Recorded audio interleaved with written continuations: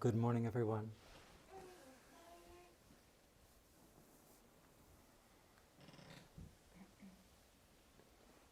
Yesterday, for those of us who were here for our Mindful Living Weekend program, we watched a Dharma Talk, a video Dharma Talk of Thai. And he spoke about embracing the energy of restlessness, running, striving, agitation in us. He spoke about it as from the perspective of the practice of calming and stopping in and around this energy, focused on the experience in the body. And he ended the talk saying, tomorrow we'll talk about doing this in the realm of emotions. So that's what I figured I'd do today.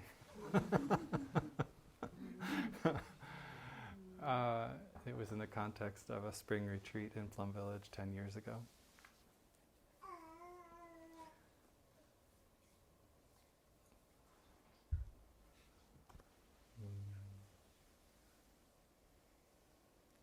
When we talk about practicing mindfulness, we use expressions like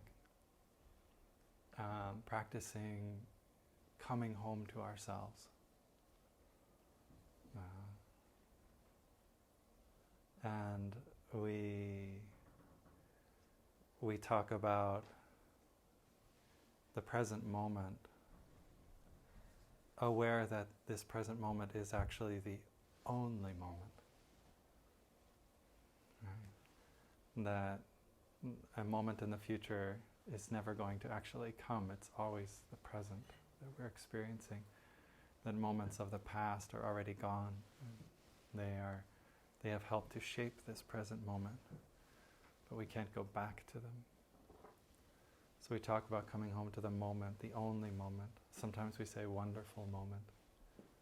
We say coming home to ourselves. We say coming home to our true home, not in the sense of an address or a place on a map, but the experience that we're having right now, wherever we are, as our true home. This manifestation of consciousness that we're experiencing. And that energy of restlessness and agitation is something which is always pulling us away from this experience that we're actually in. It's saying something else. I need something else. I want something else. I'm afraid of something else. It's always trying to get out of this moment. And I think that sometimes that's because when we begin to come home to this moment, when we begin to come home to ourselves, some parts of this experience hurt, are not pleasant. And nobody wants to hurt. Nobody wants to suffer. We are all averse to that. We would rather not, right? And there's a big part of us which is always grasping for something other than this moment, and often that's something other than the pain or the suffering that we sense, that we feel in this moment. And so learning how to be present with difficulty, with hardship, with pain and suffering, learning how to have a different kind of relationship to hardship and suffering is a big part of our practice of coming home.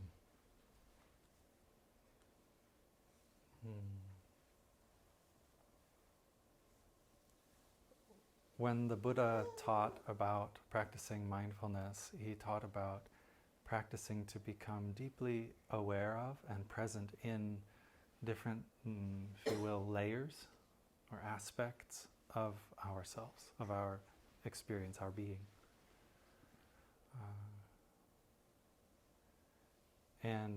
The first layer spoken about is the physical body. So to become aware of the physical body and to come home to our physical body. Much of our physical body is doing well, but then some of it might have some pain or suffering. Right? So we'd like to avoid that or cover up or heal it as fast as we possibly can because it's uncomfortable, it's painful. It causes us a lot of discomfort and asks us to change and adapt in so many ways. Yeah. So the physical body is something we're coming home to and learning how to be with. The next layer or aspect of our experience that the Buddha taught about is feeling, sensation, the sense of things. Right? It's a little more subtle than the physical body. Right? The physical body is so clear. I can reach out and touch my hand and that's there. But part of how I know that I'm touching my hand is the sensation that's happening.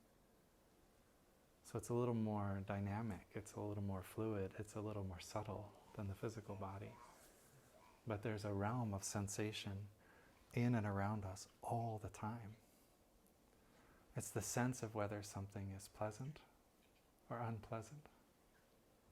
And sometimes that's something that we sense because of what we're seeing. Like when we look at the babies, we see something, and if I see that joy and that presence and that innocence, I might sense something that feels pleasant. But I might not. I might have other associations with babies too. It might be unpleasant. Right? So there's a sensing happening. And it's not that one kind of sense is better or worse, but to become aware of what we're experiencing in terms of sensation, in terms of feeling.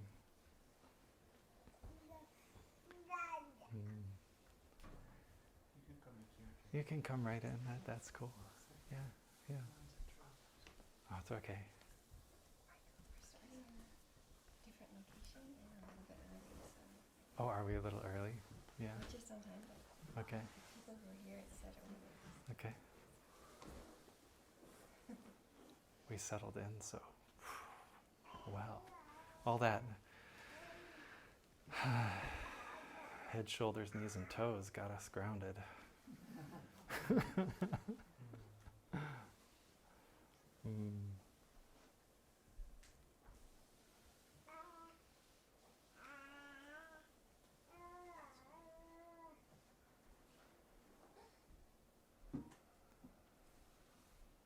So I'm just speaking about some of the experience of coming home to ourselves and attempting to, in my own way, continue some of Thay's teaching from yesterday, where he indicated that tomorrow he would teach on embracing difficult emotions and feelings.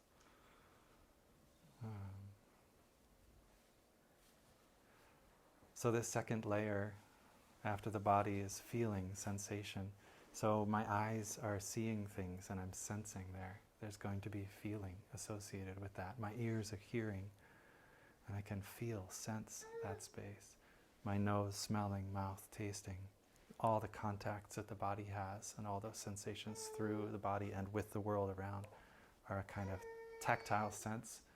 There's feeling energy there, like when we reach out like this and touch our own hand. We feel our hand. When we are tapping our head and face, we are feeling. And there's a realm there. And in those feelings and sensations, we are encouraged to just notice what is the quality of those sensations. Do they feel good? Are they pleasant? Do they feel not good, unpleasant? Right? And simply to be aware, it's not to have a reaction that says, oh, it hurts, I don't want it. Maybe that's what happens, but the practice is to notice, oh, it hurts and there's a part of me which doesn't want this hurt, right? This is pleasant, there's a part of me which is craving more. And I can see that. But I'm invited to simply hold awareness of sensation without jumping on it or jumping away from it. We might also notice whether the sensation is something that's coming more from the physical body, like contacts with the body, or the physical realm, colors and forms that we're seeing, or whether it's coming from the way in which we're thinking, which is another sense organ. Our thoughts are also producing sensation in us, feelings in us. And this is a very important part of the practice. And it leads us to the next layer. We have the body, we have feeling, sensation, and inside that, our thoughts. The way in which we think about ourselves, or about what we're experiencing, or about another person, or about events in the world, the way in which we're thinking determines how we're going to feel about it. It's not that events in the world carry a certain story. We have to tell ourselves that story for that to happen. It's not that things in our body carry a certain energy. We give it that energy by the way in which we think about it, the way in which we hold that picture in our mind. And thoughts are like this energy striving to know, to understand. They're like, for me, I feel like there's something reaching out from inside of me, wanting to take hold of and to know it, to make it into something. You can also think of thinking as a kind of camera that takes pictures, right? And it records a snapshot. It gives a name to something, but that name is just an impression of something that is much more than a name, right? And that's what our thinking is doing all the time. It's lining up, it's labeling, it's identifying, it's categorizing, it's figuring out, it's putting the puzzle together, trying to put the puzzle together, right? But there really isn't a puzzle there. Life is something more than just ideas and names and concepts, right? But that's the mind. That organ of the mind is doing that. And because it's doing that, there's all this experience of sensation, feeling happening inside of us.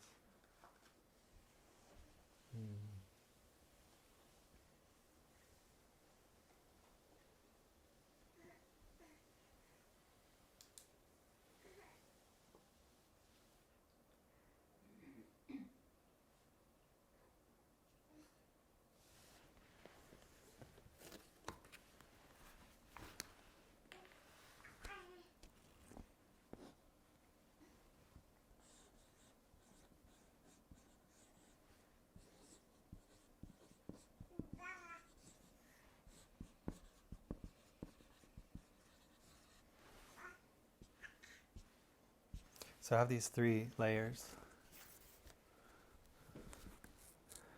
And there's another layer of our being also, another layer of our experience, which is a kind of the sense of ourself that is holding all this together, or pulling it, drawing it all together. In Buddhist psychology, we call this manas. It's actually the mind, the organ of the mind itself, which is doing that. And it's this, I almost want to put these in a circle instead of in a line, right? And have them drawn towards the center by this sense of me, my identity, myself. Just pulling at the consciousness of the self. And that consciousness of the self, the experience of that,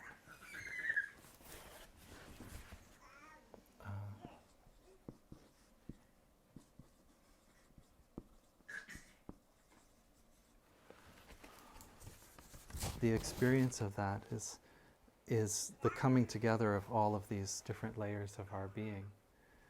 And it can be something which is full of awareness and understanding. It can also be something which is full of delusion. So we can have a kind of a small sense of ourself and that is confused, that is lost, doesn't really know where it is, and then we can have a very clear sense of self in there too.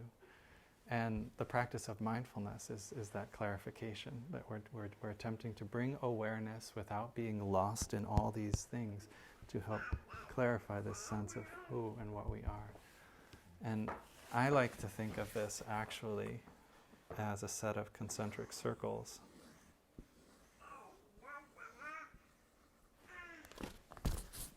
With the body, the feelings, the mind,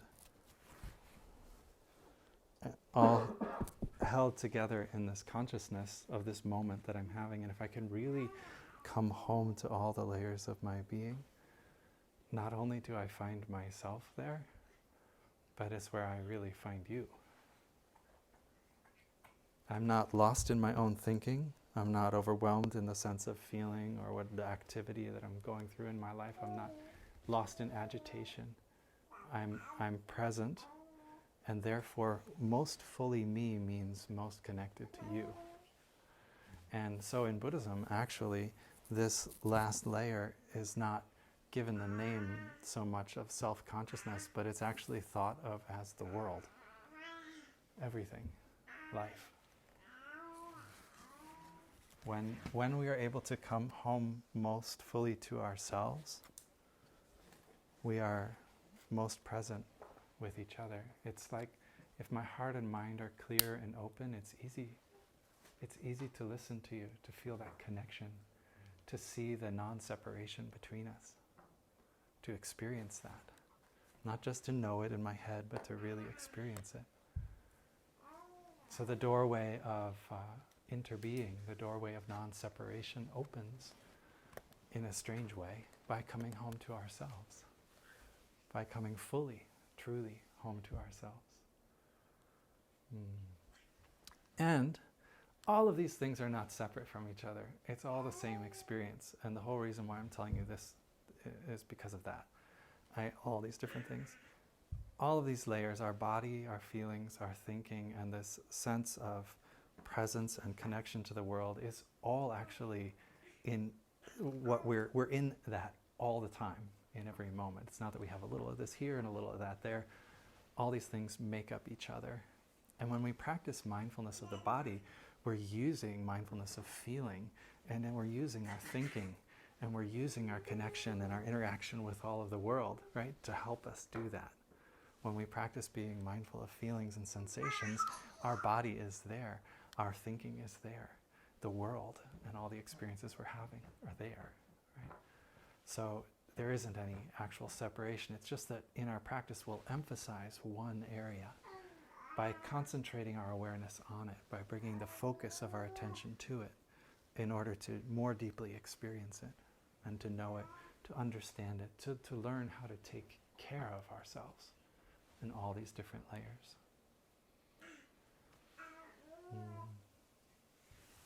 So when a strong emotion comes up in us,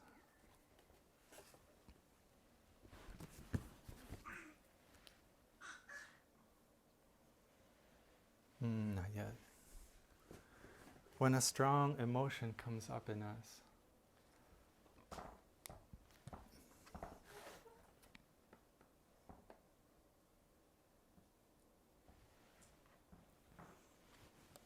it fills all the layers of our being, our body, our feeling, and our thinking with suffering. So for me, when I think of emotions, I don't think of emotions as feelings. I think of emotions as the entire experience on all the layers of my being. And so I can begin to take care of the strong emotion in me on any of those layers too. And I can use all those different layers of my being to help in that embrace. For example, if I suddenly feel upset, I might reach out with my body and touch something which is here and now to help in my body be aware that, oh, this is where I am. And the emotion's happening. This is where I actually am. And it gives me a way to have a relationship with the emotion. I might walk outside and be like, I have to walk. And I breathe in that fresh air. Okay, this is real, this present moment. This is the air entering my lungs. These are my footsteps on the earth. This is the light and colors of life. And I may not be deeply connecting because that storm inside of emotion is there, but I have a reference point, right? And so my physical body can help me to have a relationship with the storm inside, with the turmoil inside, and help me to stay grounded, feet on the ground literally, right? And feeling that sensation. I actually like often to go to places where there isn't a lot of agitation, emotional and mental agitation, when I'm really like that, overwhelmed like that. So I'll go out into the forest and I'll just lean against a tree. You know, there's a living being that's in my arms that doesn't get lost in all this cognitive stuff, isn't in that emotional turmoil, right? So I can feel that sense of groundedness and simplicity in life there. And it helps me to understand, right? Part of me is really here with the tree. The other part's lost, but I have a relationship. If I don't do that, then I just spin. I turn those wheels of suffering over and over and over again. And I pour it out on the people around me, right? Especially my loved ones. Right? So I really need to establish that relationship somehow for my mindfulness to be able to see there is suffering arising in me. But when it's there, when I do see it, now I'm not a victim, I'm now a participant. I can be a part of this process. But before I'm willing to see it and acknowledge that that's what's happening, I'm just a victim and I have to pour it all over the place. Right?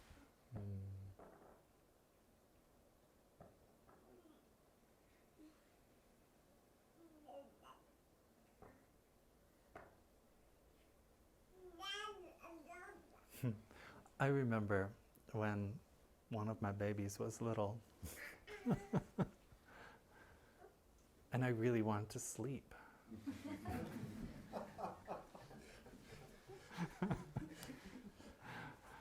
I really wanted to sleep, but she kept waking up repeatedly every night, in the middle of the night, and she would scream. I imagine coming into this world was a little disorienting, like finding her way. And that would happen. But I really wanted to sleep. And there would be a reaction inside of me.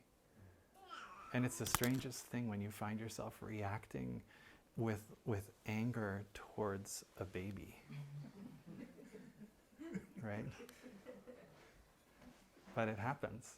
It happens. I don't know. I wonder. I mean, I don't know if moms and parents have had this experience. Never, Gail. You find this reaction comes up inside. It's a strong emotion. You're so you just want to sleep, and it's been weeks since you've had that full night of sleep, right? But that energy comes up. It's a strong emotion. And you don't know where it's coming from. So you've got to ground yourself, because actually what you're going to have to do is walk around the house for an hour and a half holding the crying baby. That's what you're going to have to do, and you know that, right? But you don't have any desire to do that because the emotion is so strong. So you really have to practice. You really have to practice. You have to ground yourself deeply. And you have to find those moments throughout your day that are going to support that practice for you.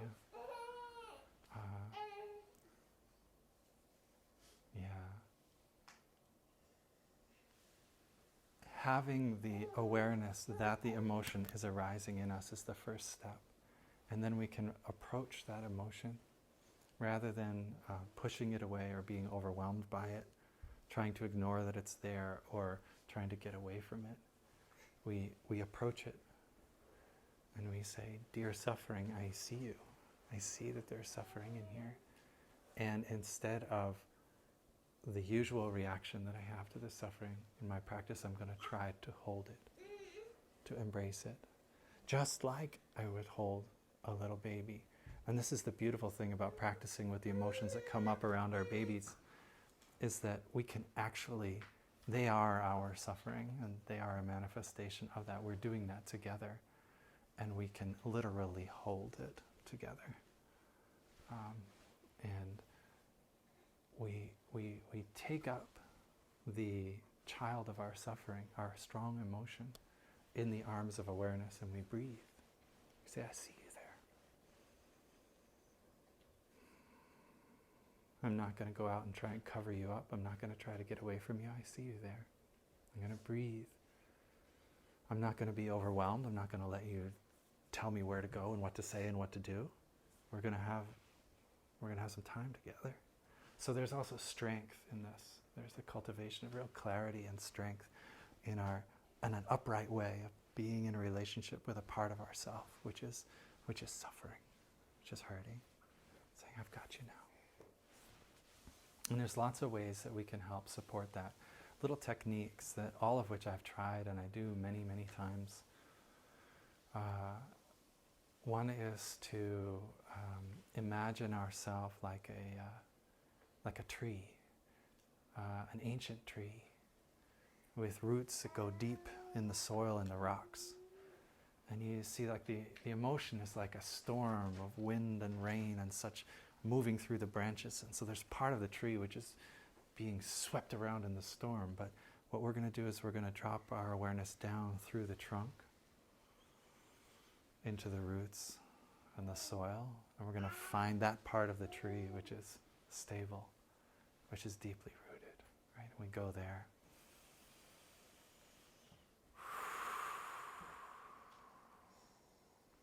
We might accompany that kind of visualization with the practice of belly breathing, which is where you put your hand on your abdomen and you press in gently, but you press in. So that when the in-breath comes in, there's a little bit of resistance, and you've got to pull towards that contact and that sensation. So what's it doing? It's drawing the energy, the feeling component, and especially the thinking aspect of the emotion, the story of what's wrong, how wrong this is and how we have to change it or get away from it. It's drawing all that energy down. We've stopped telling the story in order to pay attention to the sensation in the body and feel it. And I tell you, when I'm really upset, I don't want to breathe in my belly. It locks up. Strong emotions lock up here, and the breathing becomes very shallow. It's up here, especially when we're angry. It's up here. It's very hard. It's very tight in there, and the breath kind of locks up at the base. But the main part of the physical organ of breathing is actually not the lungs in the sense, it's the diaphragm muscle, this membrane which is below the lungs. And if that's tight, then we can't really breathe. So we bring our energy down there and we invite it to soften, to open, to drop down. We invite the abdominal organs to be displaced, to be moved by our in-breath. And we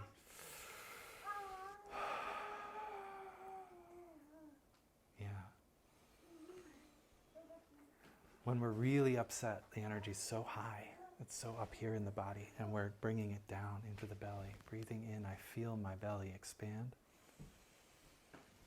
Breathing out, I release and let go. If I do this and I'm hurting a lot emotionally, I'll inevitably start crying in that moment because energy starts to flow and move, right? I'm getting connected with me again. I'm not lost in that. It drops down. And so you imagine yourself like that tree and go down into your trunk and roots. Belly breathe. Imagine yourself like a mountain. Look at the shape of a mountain, right? Most of the mountain's wide and low and down here, right? It's that wide expanse of the earth. So I'm going to drop into that kind of depths of the mountain. I am solid as a mountain.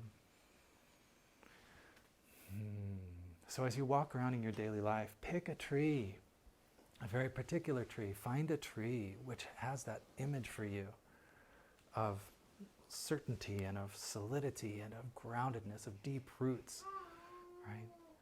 Don't worry about how long it's going to be until it actually falls over. You just need the image, right?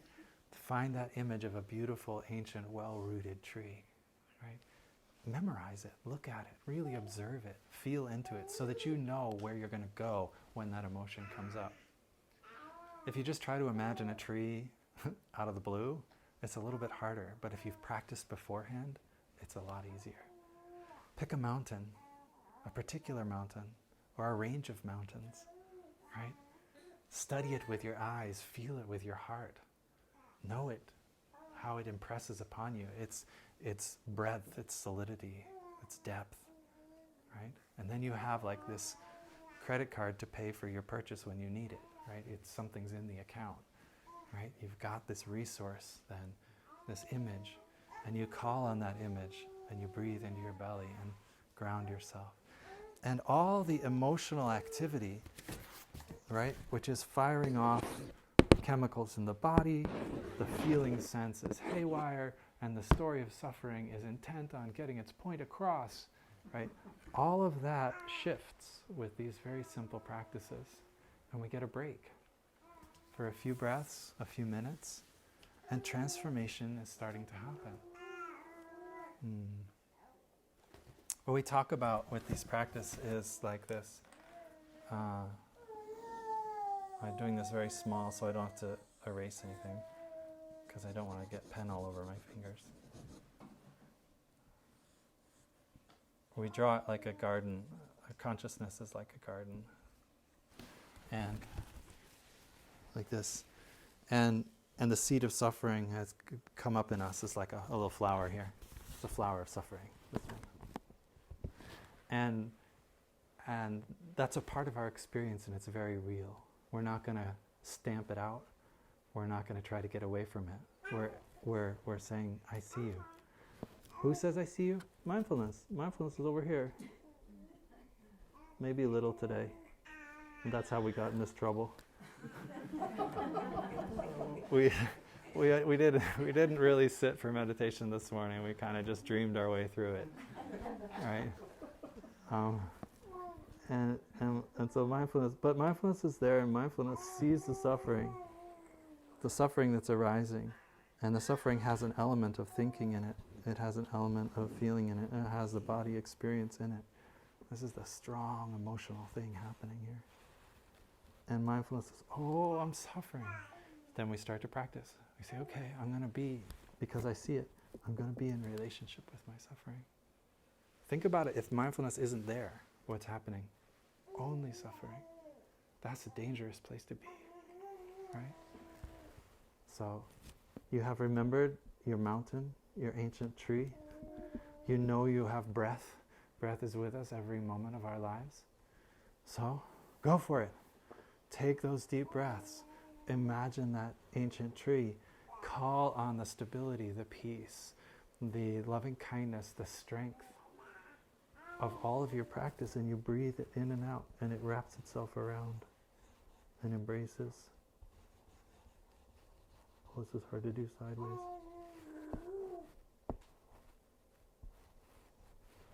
It wraps itself around the seed of suffering, and we belly breathe it, we calm it down. Sometimes I do this practice with a hug. Like I'll hug the tree and do it. Sometimes I'll just hug myself. And I've been with a bunch of people in this room in different meetings where I've been practicing with that. Last night I was doing it during the tea. I was sitting like this. And I was hugging my strong emotion. I was holding it. I bet you didn't know that, did you? But right in the middle of our daily lives, we can be doing this practice, right? And I was supporting the seed of suffering in me with the embrace of the practice. And actually, I was really happy because the Sangha was very mindful around me, so it made my practice so much stronger. It gave me so much more energy, so much more presence. So then the seed of suffering gets this embrace from our practice.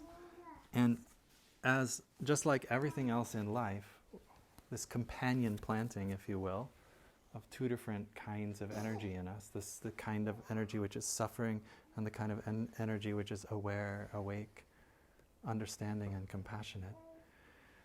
The two get into each other. They become a little bit each other.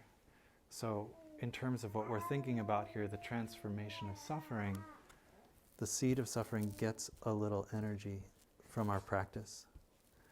And if we keep that breathing going for a couple of minutes, it calms down. It loses its urgency.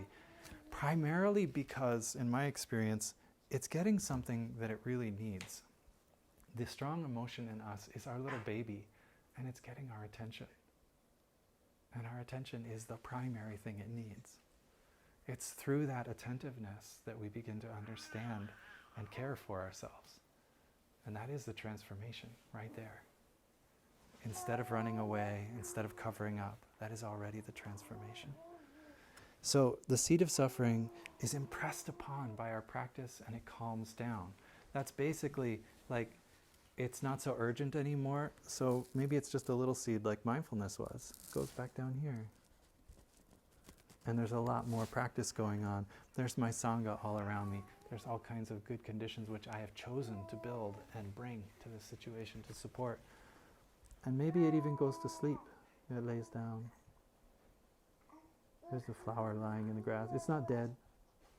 It's just resting, sleeping.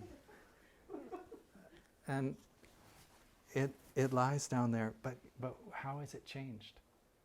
It's gone back down into the unconscious part of us, the not so present, the sleepier part of our consciousness. It's gone back down there with the print of our practice of mindfulness and compassion in it. So, we think we're doing well, and then tomorrow,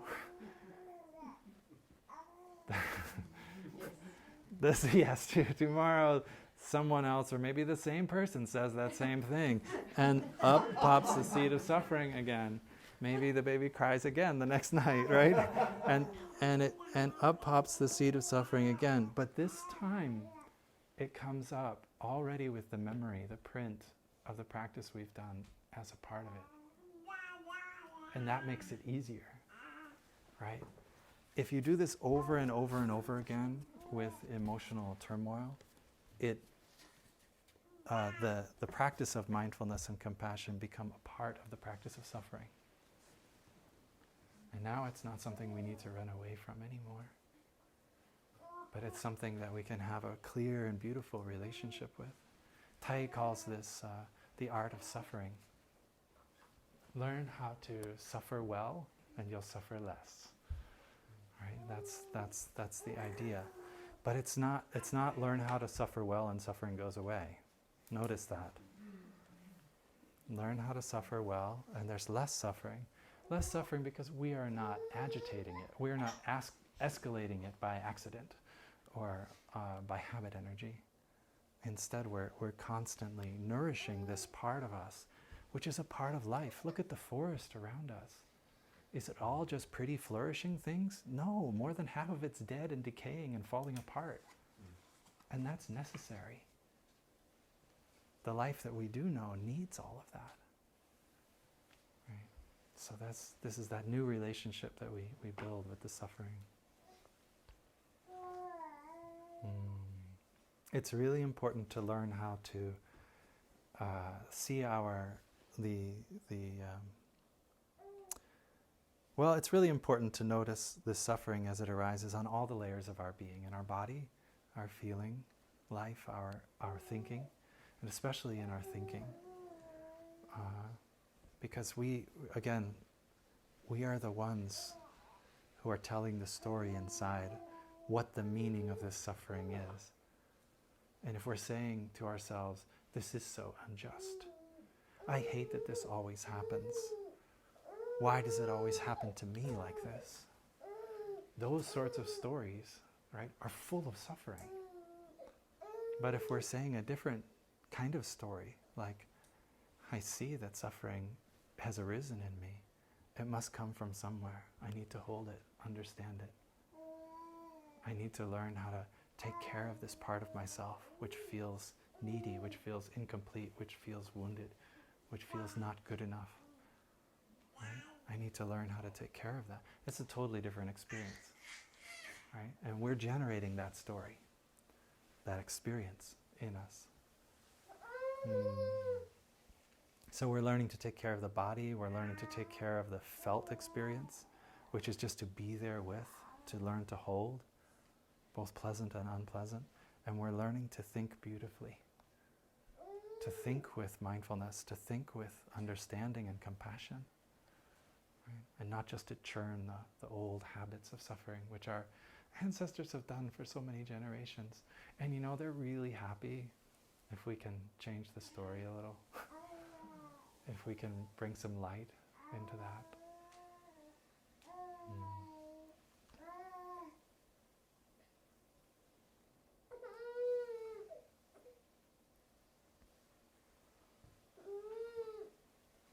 So there's one more supportive condition I just want to call out in this practice. I don't want to have a long talk today.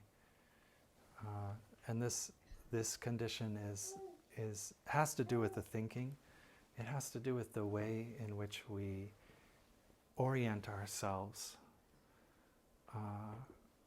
towards the experiences we're having in our mind. And what we talk about in the Plum Village tradition is we talk about learning to think in terms of interbeing. Right? And if you can learn to think in terms of interbeing, half of your suffering will be gone. Like that. I'm not kidding you. Maybe much more. Maybe much more. If you can really learn to do it. Now, if you have some nice interbeing thoughts for 5 minutes, and then you go and, binge watch some violent show for 4 hours, and you fill your mind with the only way to get through suffering is to kill the people you don't like, then that's not really going to work, right? We need to really develop the patterns of thinking in terms of interbeing. And with that, because inside thoughts there are feelings, really experiencing the feelings of interbeing. Not just the deep connection that we have with other people and all of life, but that we are other people, that we are all of life. And we let that permeate the way in which we act in our daily life too.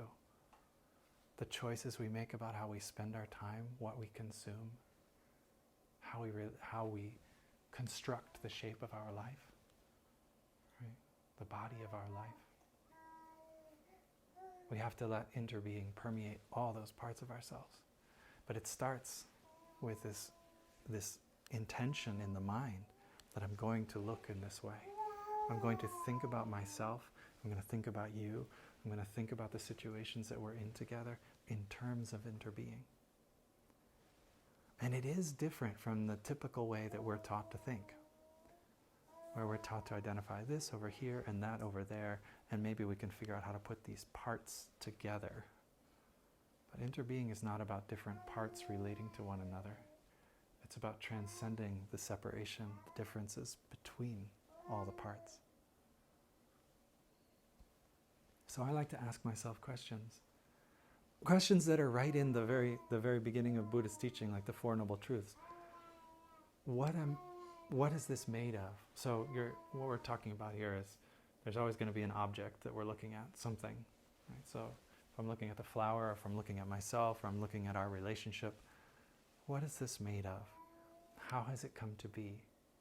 These are kinds of questions which shift my mind towards thinking in terms of interbeing. Because now I'm going to explore the different elements that have come together in order to shape, to manifest the object of my meditation. When we look at a flower, I don't even know if this is a real flower. It might even be it's not a real flower. That could be a very interesting contemplation. How have you come to be? What are you made of? But if you were to look into a flower and you were to ask that question, let's say I didn't know it was a fake flower. But I could still do this with a fake flower, but I'm going to pretend it's not. The first thought that might come up in my mind when I ask that question is sunshine, because for me, flowers and sun are always going together. Now, I may or may not have a scientific understanding of how this is true or not, but it actually doesn't matter. Sorry. And even if you know the species of the flower you're contemplating and you're a biologist or a botanist and you know everything about it, right? Everything that comes up for you can be a Dharma door into interbeing. Any thought that comes up. So I look at that flower and I say, what are you made of? And sunshine. Okay. So with my body present, with my mind relatively calm, with my heart open, I'm now going to take that thought. The flower is made of the sun. And immediately I'm like, what is it like to be a flower receiving sunlight? Right? And I let myself feel, what would it be like to be a flower? And part of me is imagining this. What is it like to be a flower receiving the sun? And then another part of me is not imagining it, because I am also made of the sun. So I know very well what it's like to receive sunlight as nourishment, as life energy. I may not photosynthesize it in the same way a flower does, but I'm still made of it, right? So as I'm connecting with this experience, I'm using imagination, but actually there's a deeper layer of truth in there in my experience. Flower is made of sun, and I might think flower is made of the minerals in the earth, and I hold that thought and I breathe with it. Flower is made of the cloud and the rain and the gardener. And if it was a fake flower, I could be thinking of the person who constructed the artwork necessary for this, the person who knew how to make the plastics and the machinery, and so on and so on. And basically what I'm saying is that this flower is not just a flower. This flower is a manifestation of every element in the cosmos. I'm discovering the non-separate self-nature of the flower. It's interbeing nature. And my mind and my heart and my body are now filled with this deeper truth about the flower as I breathe and I hold that experience. I can do it with myself and say, Michael, how are you like this? Where have you come from? What has come together? And I could think in terms of elements like I did with the flower, and see the sun and the earth and the water and all the people around, and all that I receive every day from all of you, right? That creates who I am and what I am. And the sense of me, little me, in the middle of that circle, the little self-consciousness, is starting to fall away and to dissolve into a bigger and more beautiful picture of interbeing. I might see across time, I might see that in me is my mother. And I can take that thought and breathe with that thought. Every cell of my body has my mother in it. I am the continuation of my mother and the transformation of my mother. Because she actually doesn't look just like this. She lives right up the road, you can check. We're similar, but she's still in every cell of my body. I am her continuation. I'm also her transformation. And these sorts of experiences light me up. This is looking in terms of interbeing.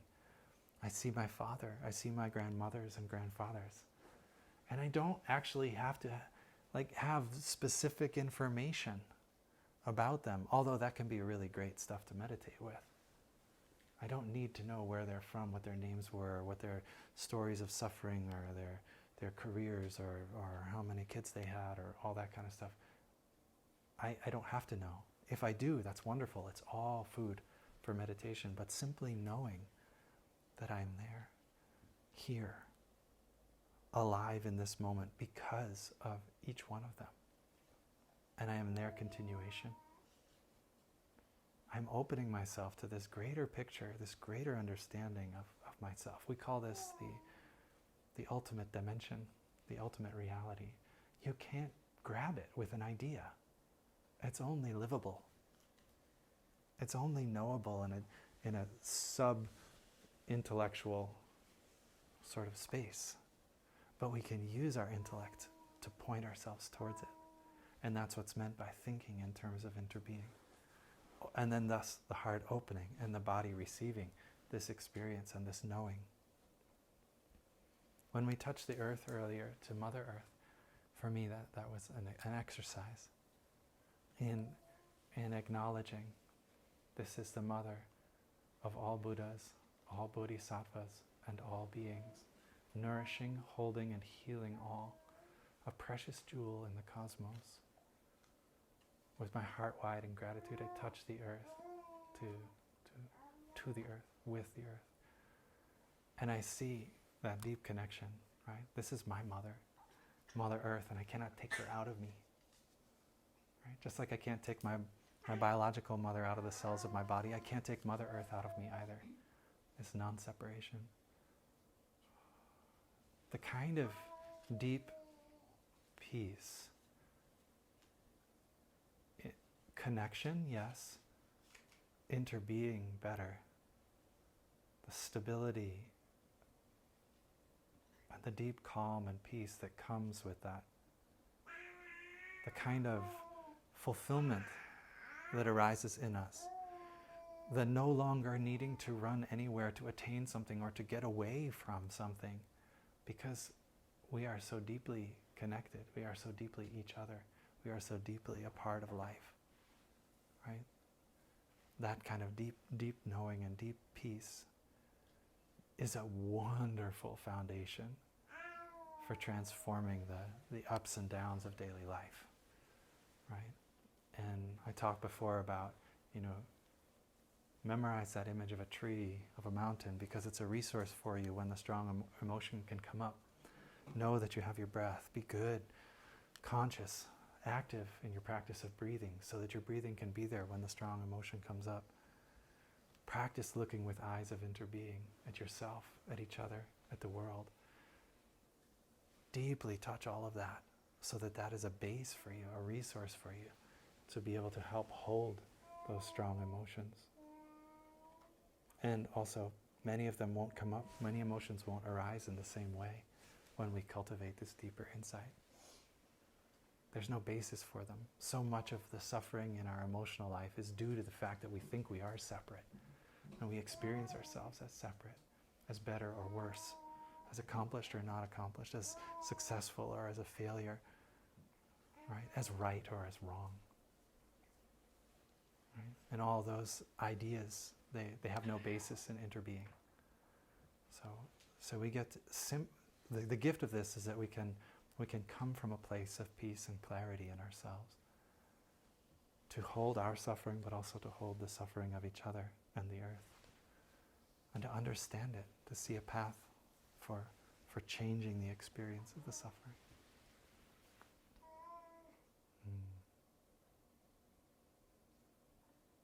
To me, that's really what is meant by coming home to myself. It's not a coming home to me, it's a coming home to we. Right? When I drop in through those layers, and I'm opening, and I'm clarifying my body, my feeling, my thinking, and I'm really here, then there isn't separation. And so now, this moment is not, it's not a grasping, tight, worried, anxious moment of me. It's a thoroughly integrated, absolutely marvelous, blending and turning and transforming experience of all of us together. Thank you, friends. That's the end of my Dharma talk. I hope these practices can help you navigate the tricky moments and to find some stability.